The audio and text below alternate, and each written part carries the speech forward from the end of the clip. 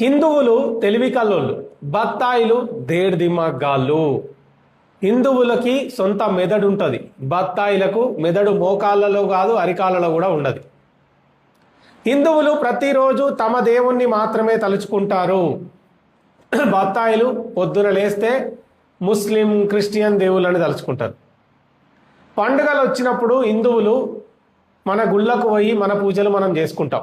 కానీ బత్తాయిలు వేరే మతాల దేవుళ్ళ దగ్గరికి, వేరే మతాల ప్రార్థనాలయాల దగ్గరికి పోయి రాళ్ళు ఇసిరి కొడతా ఉంటారు. హిందువులకి అబద్ధమేదో నిజమేదో తెలుసుకోగలిగేంత విశ్లేషణ శక్తి ఉంటుంది. వాళ్ళు చాలా ఈజీగా గుర్తుపట్టగలుగుతారు, ఎందుకంటే వాళ్ళకి సొంత మెదడు ఉంటుంది కాబట్టి.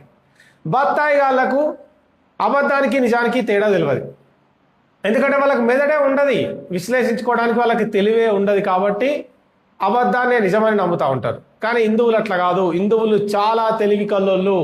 ఏది అబద్ధమో ఏది నిజమో వాళ్ళు ఈజీగా గుర్తుపడతారు. హిందువులు దేవుణ్ణి వేడుకుంటారు, బత్తాయిలు దేవుణ్ణి వాడుకుంటారు. హిందువులు ధర్మాన్ని నమ్ముకుంటారు, బత్తాయిలు ధర్మాన్ని అమ్ముకుంటారు. హిందూ ధర్మాన్ని దేవుడే రక్షిస్తాడు, హిందూ ధర్మాన్ని రక్షించడానికి ఏ గొట్టంగాడు అవసరం లేదు అని హిందువులు నమ్ముతారు. కానీ బత్తాయిలు దారిన పోయే ప్రతి గొట్టంగాడు హిందూ ధర్మ రక్షకుడిని అని వేషం వేసుకొని వస్తే వాని భజన చేస్తారు, వాని సంక నాకుతారు. సో హిందువులు చాలా తెలివి కల్లోళ్ళు, బత్తాయిలు తెలివి తక్కువ దద్దమ్మలు.